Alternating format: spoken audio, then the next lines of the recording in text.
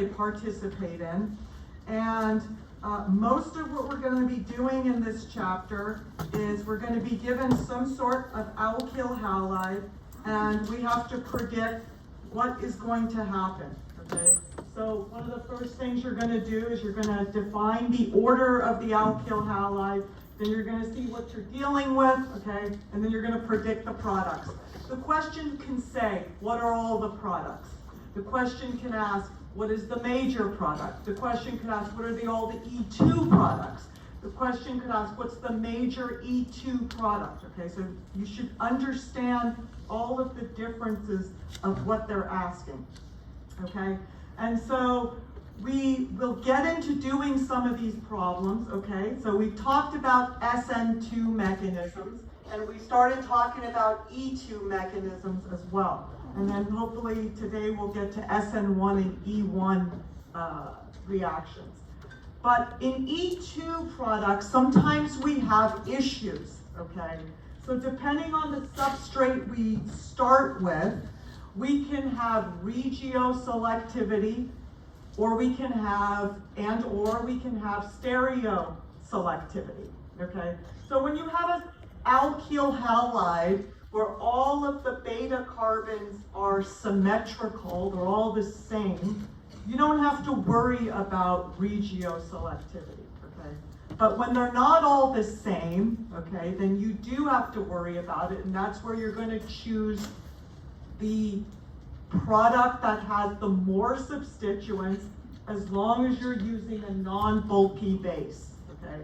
And that's where we're saying if you're using a bulky base, then you're going to choose the less substituted alkene. So we left off doing some problems, okay? So for example, here's a problem. So in this particular problem, we have, this is our alkyl halide, and what's the question it's asking? It's asking us to predict the major and the minor products of the E2 reaction, okay?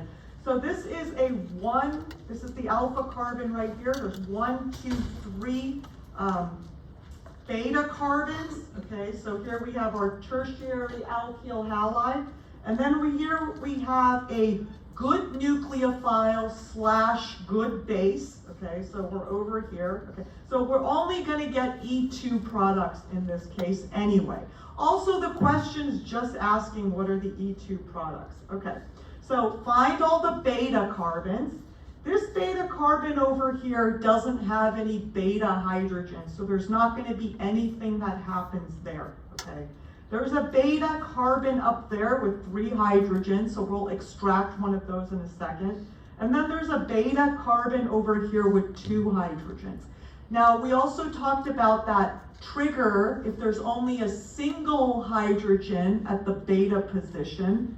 Okay, you have that thing to worry about, which is you have to make sure that hydrogen is in the right conformation, i.e. anti-periplanar, but we don't have that issue here. Okay, so let's do the mechanism of this thing. Let's extract one of these hydrogens first. So I'm going to represent it, okay? The reagent in this case is working as a base, not a nucleophile. So again, the business is happening at the beta position. This is how we do the mechanism. The back of the arrow goes up against a lone pair. The lone pair extracts the proton. The bond stays and moves in the direction of the leaving group leaving at the same time. It's an E2 mechanism, concerted, okay? So practice this, okay? And then we end up with this product. If your hand is not moving and if you're just looking at this, you're going to struggle when you actually take the exam, okay? Because when you actually take the exam, you're going to have to do this by hand, and you need to practice, okay? This is not easy. You have to learn which direction the bond's going to collapse in. We don't exceed the octet, etc., okay? So, because there's going to be answers on the exam that are the wrong answers, where like the double bond is down here. And they're going to look pretty good if all you've done is stare at the right answers of things and not work them out. Okay. So, Next, we're going to extract the other beta hydrogen up there. So that's one of the products that we make, okay? And then we're going to extract from there. We're only going to represent one of the hydrogens because that's the business, okay? Take that hydrogen, the bond collapses in the direction of the leaving group leaving. Practices. Here's the minor product. If you get confused, count the number of carbons so that carbons don't disappear, okay? So this carbon up here, don't let anything disappear. Okay, so now, which one is the major product? So the issue is, what kind of base are we dealing with? Remember, this is a normal, non-bulky base. The only bulky base I am going to present to you on an exam is potassium terbutoxide.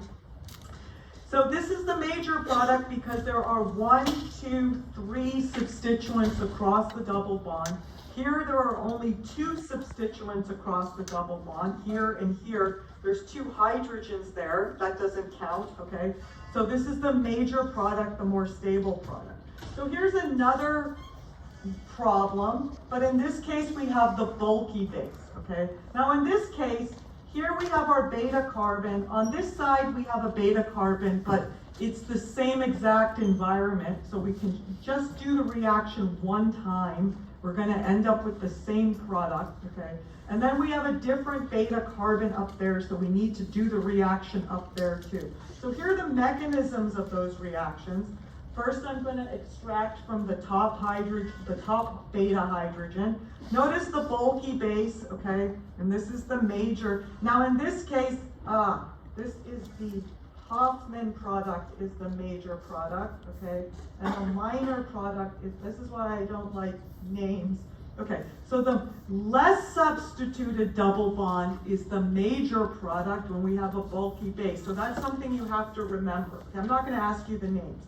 And again, the reason is because this base is bulky and it can get to the hydrogen that has a carbon that is less bounded up easier than this carbon over here, where it is in other bonds with other carbons. It's harder for this thing to get there. So in the case of the bulky base, this is the thing you need to watch out for, okay?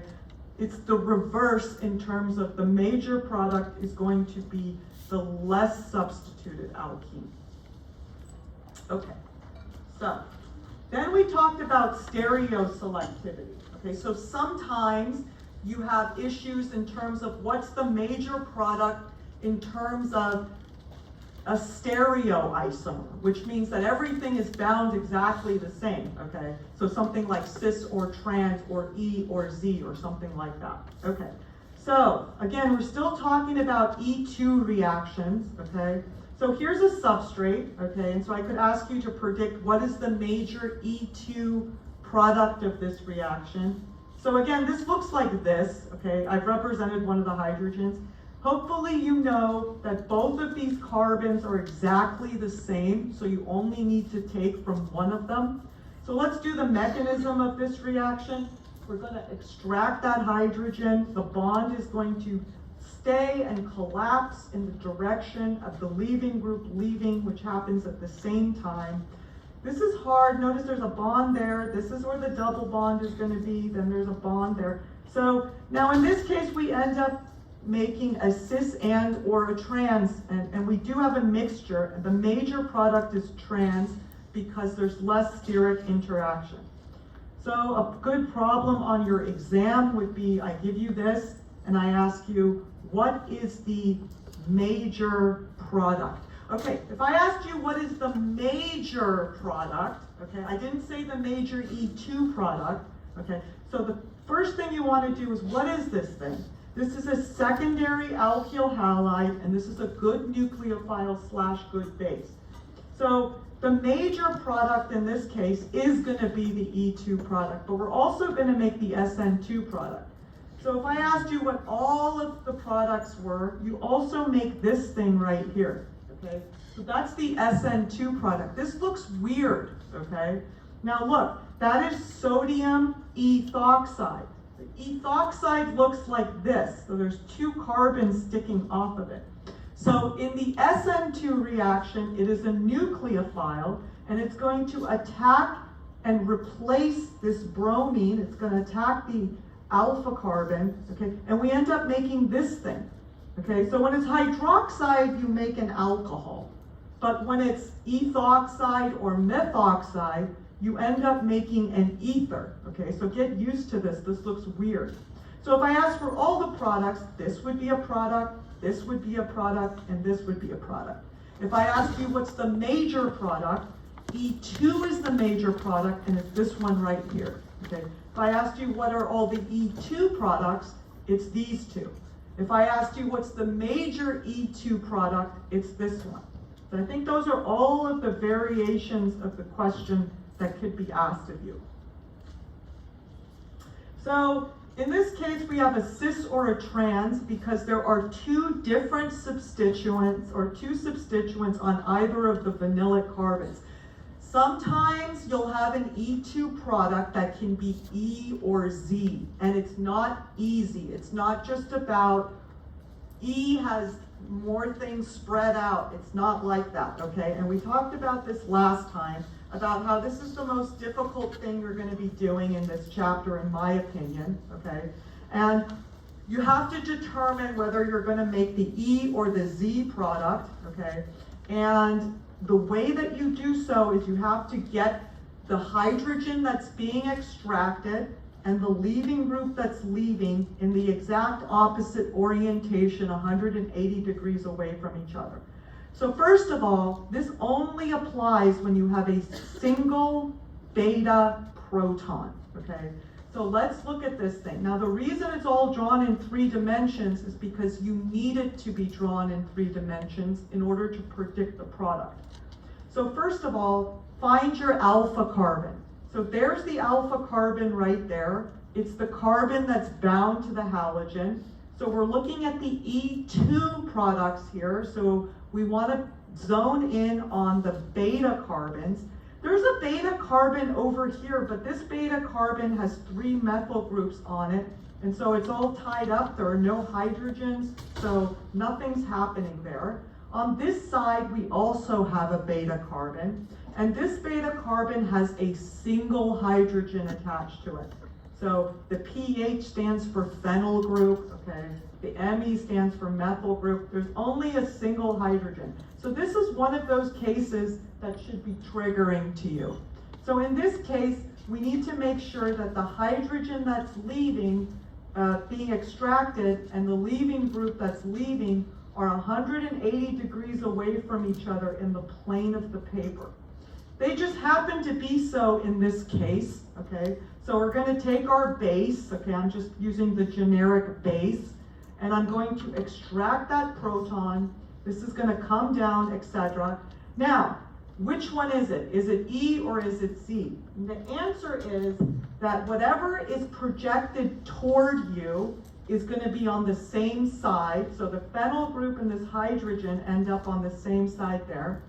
And whatever is in the back of the plane of the paper, which is this methyl group and this butyl group, those are going to be on the same side, okay? So remember, the product is a planar product. So some people are tempted to draw this with like wedges, etc.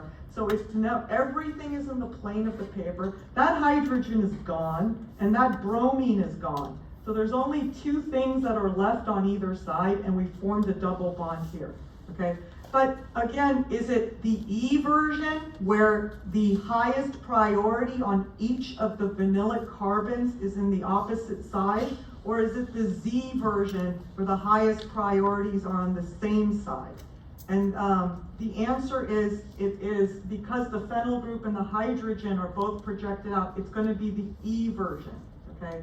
So the only product here is the E version. So if you have a test question that has this thing, it has an arrow and it has sodium, hydroxide, methoxide, etc., and I ask you, what is the E2 product? The answer is the E version right here. Okay. So here's another one to practice. So again, this is the hardest thing you're going to do. So here, again, find the E2 product. So the first thing you're going to do is identify the alpha carbon, which is right there, okay? But where's our beta carbons? There's a beta carbon right there, but that doesn't have any hydrogens available. There's a beta carbon right there, and that has one hydrogen. Uh-oh, this is probably one of those E and Z issues, okay? And so now this is not in the right orientation. The first thing I'm going to do is draw the missing hydrogen over here, because I want to represent it when I rotate these things, okay? Everything is represented here. How do I know the hydrogen is in the back? Because here I have something that's projected forward, and I have two things in the plane of the paper. So the other thing must be in the back, okay? So now I want to get this chlorine flat, and I want to get this hydrogen flat. So I'm going to do one at a time. So if I push this thing that's sticking up down, this tert-butyl group is going to pop out at me. So we're talking about these things are connected like this. So if this is the chlorine sticking up, and I push it down, and this is the tert-butyl group in the plane, it's going to pop up like this. The hydrogen stays in the back, but it just goes around a little bit. So now this is in the right orientation. I'm going to move on to the other carbon. So I want this hydrogen flat. So this time this hydrogen is sticking up like this. So if I push that hydrogen back, this ethyl group is going to pop out towards me, okay? So now I've got these things in the right orientation. So I'm going to pluck off the hydrogen, the beta hydrogen. This is going to collapse in the direction of the leaving group leaving. How do I know whether I have the E or the Z conformation? Okay, so this thing right here is sticking out at me, and this thing over here is sticking out at me. So they're going to be on the same side, okay? And then the methyl group is in the back, and that leftover hydrogen on that side is in the back. So those are going to be in the same side. So if you have the highest priority on the same side, that's the Z conformation. Now, some people most people got the E and the Z stuff correct on the last exam. Some people missed that problem. Make sure you go back and learn it if you don't know what E or Z is, okay? That's the thing about organic chemistry, it just keeps building on itself, okay? It's important for you to understand the mistakes that you've made, because they're going to come back to haunt you, so to speak. Okay, so then we moved on and we talked about how when you have a single beta hydrogen, but it's in a ring structure, if it's already not in the correct anti-periplanar position, nothing is going to happen, okay? Because you cannot rotate around a ring. So there's an example of that here, okay? So here we have our alpha carbon right there, okay? So there's a beta carbon there, and there's two hydrogens, nothing to worry about. We can extract one of those, etc. But on this side over here, there's only a single beta hydrogen. And if you notice, that beta hydrogen happens to be in the up position, and so is the leaving group, which means nothing is going to happen at that position. So if I ask you to predict the E2 products of that reaction, we are not going to make this product, okay? But we will make the product when we extract the hydrogen from the other side, because there's two of them, and with two of them, we don't have that thing to worry about. So the only product that is observed is this. Now notice that when I'm doing business on the other end of this molecule, I'm not going to mess with the stereochemistry where I'm not touching anything. This is not an inversion of configuration, okay? So this methyl group is not suddenly going to be projected forward, etc. So if you're not doing chemistry at a certain particular location, don't mess with the stereochemistry at that location. Okay. Here's some problems to try, okay? So here's something from the book, predict the major and the minor E2 product. So the first thing you're going to do is say, okay, we have a normal base and we have a secondary alkyl halide, okay? So let's identify all of our beta carbons. We have a beta carbon here, and it's got 3 hydrogens, okay? We'll do some stuff there in a second. We have a beta carbon here, and it only has 1 hydrogen. Uh-oh, okay. We'll keep that on the back burner. We'll start with this one over here, okay? So we're gonna extract, now I'm gonna turn this into the generic B just to save on handwriting. I'm gonna extract that collapses, that leaves, we end up with this. Again, notice I did not mess with any of the stereochemistry over here. Nothing happened over there, so leave it alone, okay? So here's one of the E2 products, okay?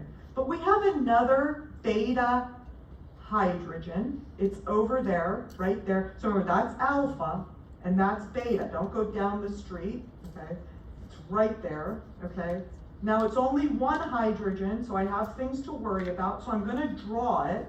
Okay, I know that it's in the up position. How do I know that? Well, because this thing's in the back and these two things are in the plane. That's the only position that's left, okay? So now I gotta do that manipulation. I want the hydrogen to be flat up and I want the chlorine to be flat down. And then after I do that, I'm gonna see what has projected up or down from the plane and put those on the same side in my product. Okay, so here's the hydrogen sticking up, okay? How do I know? Again, that's the only position available. I'm gonna push it back, and when I push it back into the paper, so it's sticking up like that, when I push it back, this phenyl group right here comes out like that, okay? So now I've got the hydrogen in the right position. I gotta get this chlorine in the right position too. The chlorine is sticking up at me. So I'm going to push it down into the plane of the paper, and when I do that, this methyl group right here, okay, is going to stick up. Okay, so there it is right there. So that's why this is the hardest thing. I'll only give you one of these problems on the exam, okay, but practice it if you want to get a 100. So now we're ready to do the stuff, and so the base is going to come, extract the hydrogen, the thing is going to come off, blah, blah, blah. Now, notice that the phenyl group and the methyl group are both sticking out. So they end up on the same side, okay? Now this is actually a Z conformation, okay? So it just goes to show you, even though E has less steric hindrance, you end up with the Z because it's the only thing that can happen. You have to have the molecular orbitals for anything to happen at all. They need to be lined up. Okay, so if I asked you the question, what are all the E2 products? It's these two, okay? If I asked you, don't forget about this one, there's still another beta hydrogen over there. There's no regioselectivity at this position. There's no stereoselectivity at this position, okay? There's nothing to worry about in terms of cis or trans because you only have one substituent, okay? There's nothing to worry about in terms of E or Z, etc. But at the other position, we did have stuff to worry about, okay? And so in that case, we end up making the Z product. So this is the highest priority on this side, and this is the highest priority on this side, and these are on the same side, so that's the Z product. Anyway, these are all of the E2 products. This is the major E2 product. What if I asked you what are all of the products of this reaction? These are not all of the products of this reaction. So this is a secondary alkyl halide, and this is a strong base / strong nucleophile. So we have an SN2 product too, okay? So is this all the products? The answer is no, okay? So what is the thing that's missing? The SN2 product. So nothing is happening up there. So I'm not gonna mess with the stereochemistry up there. I'm gonna keep that the same. Now remember that this position right here is a chiral center, okay? So this carbon, alpha carbon right here, has a methyl group here, a chlorine here, it's got all this junk on this side, and it has a hydrogen in the back. That's a chiral center. So when the SN2 reaction happens with this OET, you're gonna get an inversion of configuration. So this is the SN2 product of this reaction, okay? So these are all of the products of this reaction. So that's basically what you're gonna have to do in this chapter. It's not necessarily easy, okay? So again, it's an SN2 reaction, so we're gonna get an inversion of configuration. That's why this OET group that was added is now in the back where the chlorine, the leaving group, was in the front. Okay. We're going to move on now. We're going to talk about SN1 and E1 reactions, and then we're going to do lots and lots of example problems. Okay, so where do we see SN1 and E1 reactions? Only here pretty much, okay? So pretty much in practice they never happen, but we are in a theoretical organic chemistry class, so we have to learn this stuff, okay? So when you have a tertiary alkyl halide, okay, and you have water, now notice this is not hydroxide, this is not methoxide, this is not ethoxide, this is methanol, okay? So this is the protonated form, okay? This is the protonated, it says ethanol. Okay? When you have these things, which are weak bases / weak nucleophiles, under a tertiary alkyl halide, you can get SN1 and E1 products if you wait long enough, and it's almost never done in practice, okay? Sometimes you'll see, when you see the water on top of the arrow, underneath it'll say heat. They're trying to hurry it up, okay? So pay attention to these things. Water, methanol, ethanol. That is not, sodium methoxide is not methanol, okay? Sodium ethoxide, which is ethoxide deprotonated, is not ethanol, okay? So nail that down.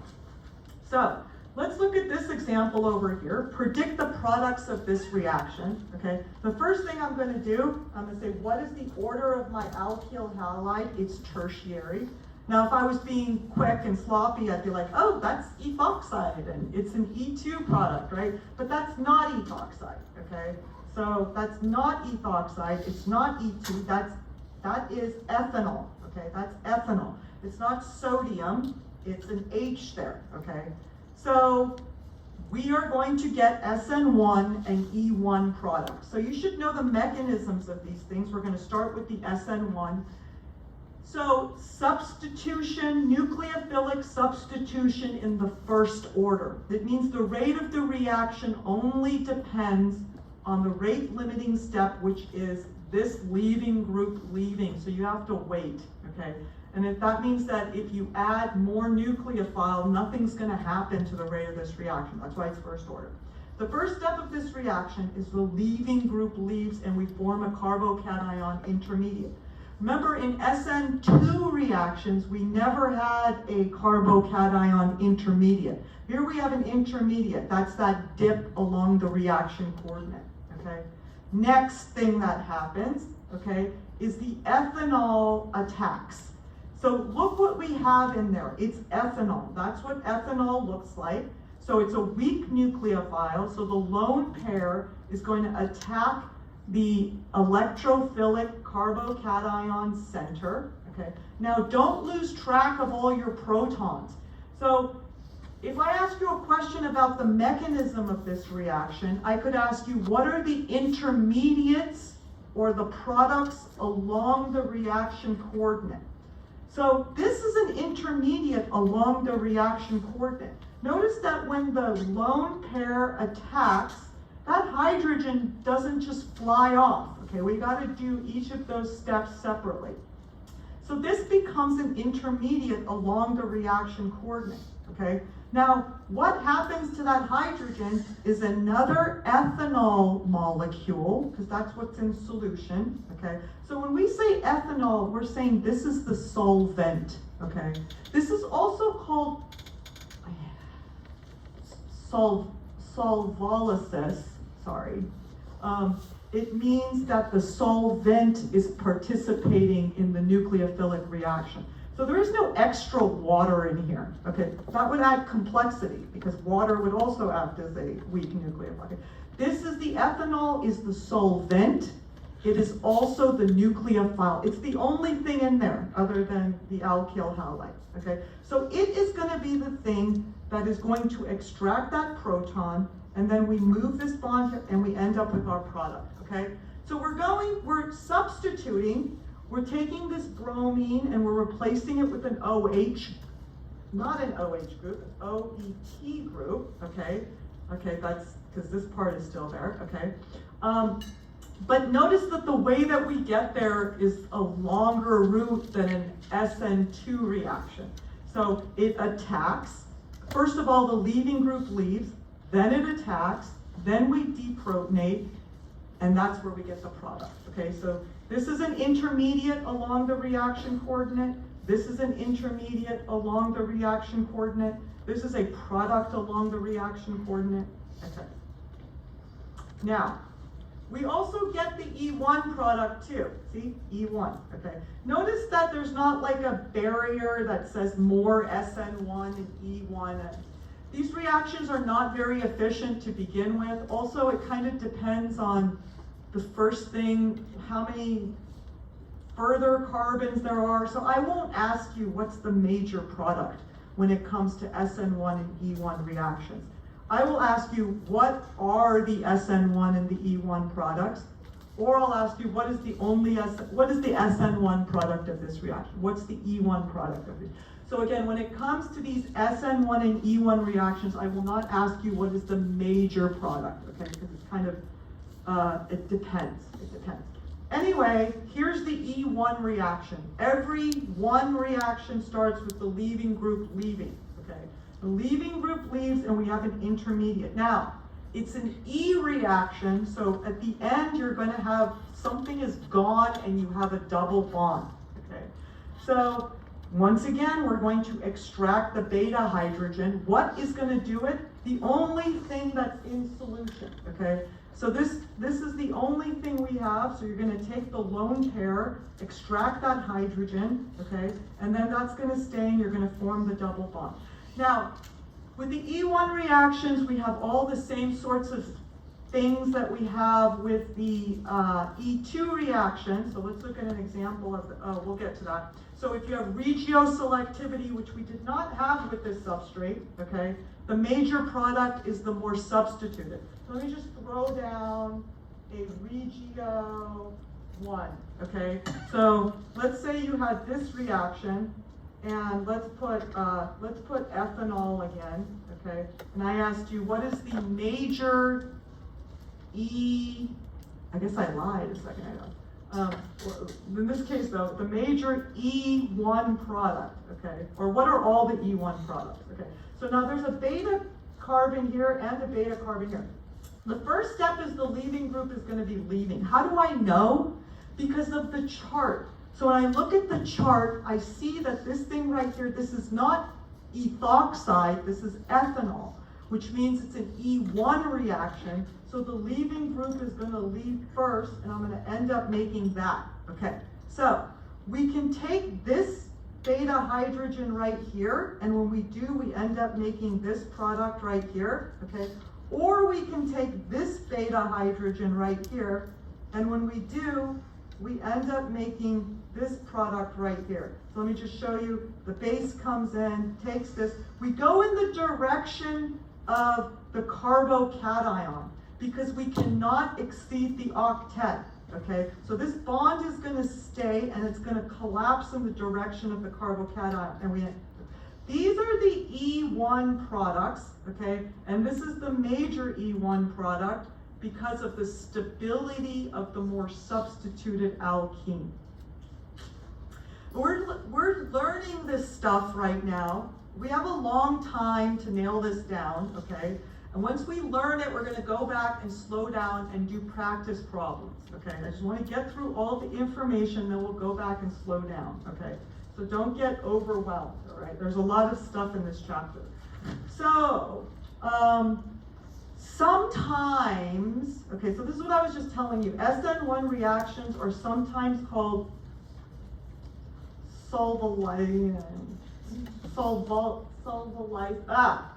that word right there, reactions, okay? Because the solvent acts as a nucleophile. Solvolysis, okay? Anyway, sometimes they can happen to secondary or primary alkyl halides too if the carbocation is very stable. So here's an example of a reaction that solvolysis can happen, okay? So notice that this is a secondary alkyl halide, okay? And it says H2O and heat. That's weird. So let's look at our chart, okay? So there's the secondary alkyl halide. Here's H2O, which is a weak base / weak nucleophile. We have an X there, okay? That means no, okay. But in this case, yes, you can get some product. And the reason is because when the leaving group leaves, you form something that is heavily resonance stabilized, okay?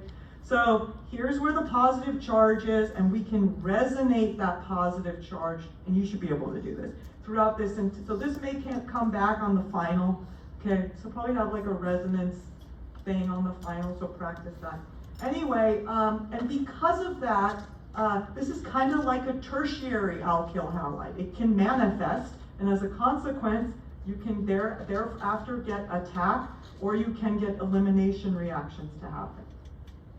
So here's an example of a primary alkyl halide that can also undergo so-called, SN1 reactions. So anyway, when this bromine comes off, we have a primary alkyl halide, but notice that it is a allylic carbocation, so we get resonance. So sometimes you can get SN1 reactions too, okay? So we'll come back and we'll see some problems with that when we do the problems, etc. Okay.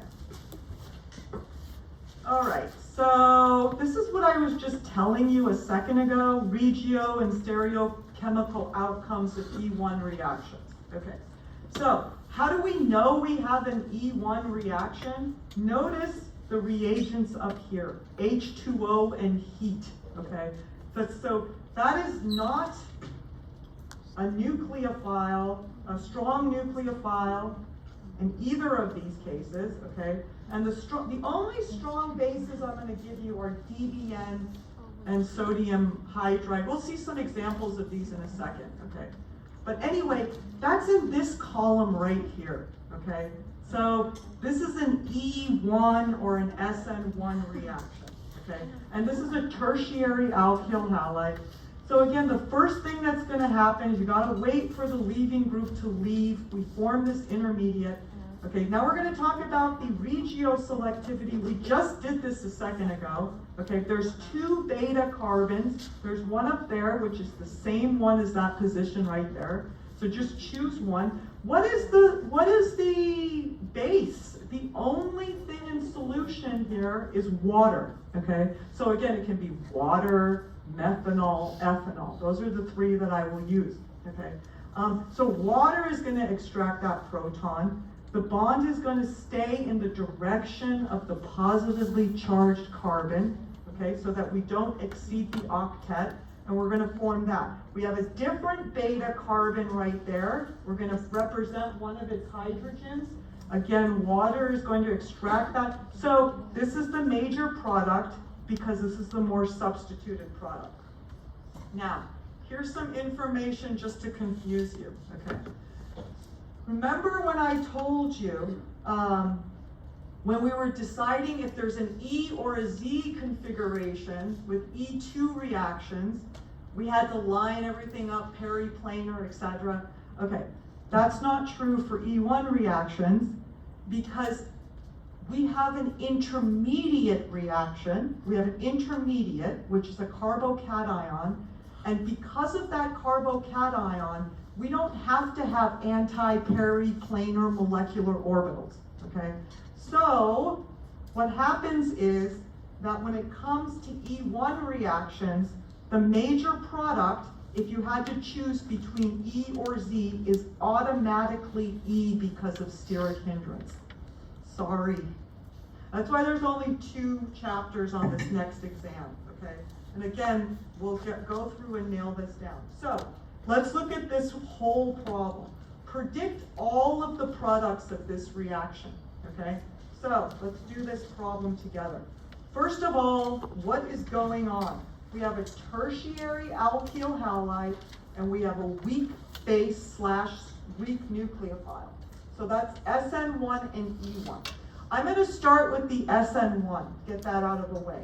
Okay, in all circumstances, the leaving group leaves, and we end up with this intermediate.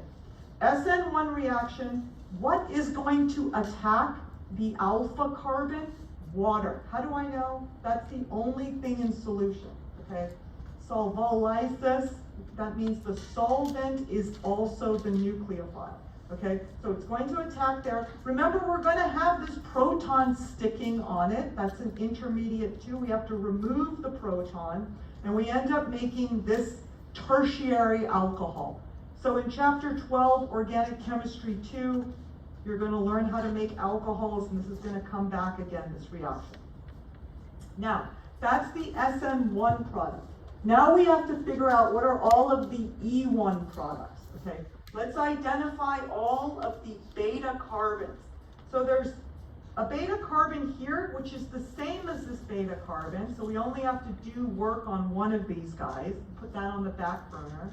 There's also a beta carbon up there, so let's start with that one, okay? We're gonna extract that proton. The bond is gonna stay after the leaving group leaves, of course, because it's an E1 reaction, and we end up making that thing, okay? Now here, the leaving group leaves, and we're gonna extract this hydrogen, okay? When we do so, we can make an E or a Z configuration, okay? So if this comes down here, we have a methyl on this side, and on this side we have a methyl and an ethyl, okay? So, because we have this carbocation right here, all right, we don't have to worry about the anti-periplanar thing. That's only when you have a concerted mechanism and the base is extracting the proton as the leaving group is leaving, okay?